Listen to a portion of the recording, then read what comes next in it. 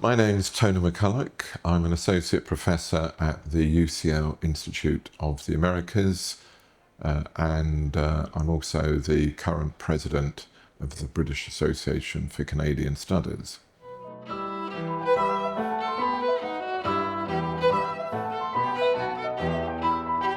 The letter was from John Hancock, who was the president of the American Continental Congress, and it was inviting Benjamin Franklin, Samuel Chase, and Charles Carroll to lead a mission to Canada, especially, predominantly to Quebec, to try and win over the Canadians to the American cause. There were 5 main points in the letter. Firstly, it was obviously an invitation to Benjamin Franklin and Samuel Chase and Charles Carroll to lead this mission to Canada.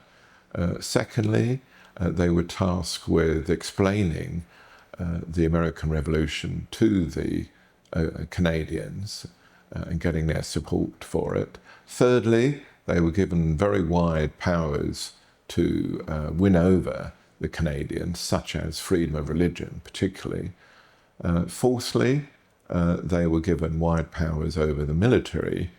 And fifthly, they were tasked with trying to win over the support of the Native Americans. Franklin must have had reservations about the mission. On the one hand, he regarded it as an important mission.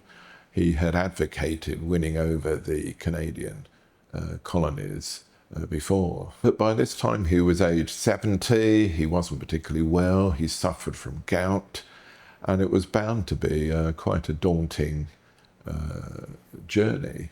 The mission was really a failure. It got as far as Montreal, but when they got to Montreal, that was pretty much the end of the trip. The American forces had already invaded Canada and Quebec. They had captured Montreal, which was that was a safe place for Franklin and his colleagues to get to, but they had failed to take Quebec City, where the British fortress was. The invading American forces had alienated the local population, partly through various anti-Catholic attitudes and not treating the local population particularly well. But above all, the British had obviously done their best to win over the French Canadians themselves.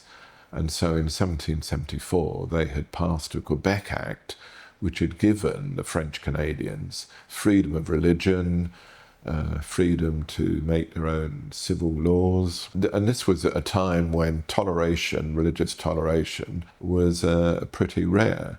So it was difficult for Franklin and his colleagues to outbid what the British had already done in the Quebec Act. So Franklin pretty soon realised that it was a hopeless proposition to try and win over the Canadians. Franklin himself, with Father John Carroll, then left Montreal less than 2 weeks after they'd arrived. The other commissioners stayed on for another 2 or 3 weeks, and they made their way back to Philadelphia, and that was pretty much the end of the mission.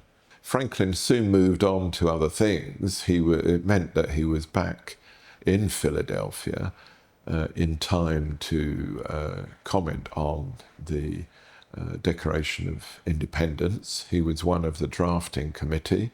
He signed the Declaration of Independence in July 1776. By the end of 1776, he was tasked with becoming the colonial ambassador to France. So he was ambassador to France for the rest of the War of Independence.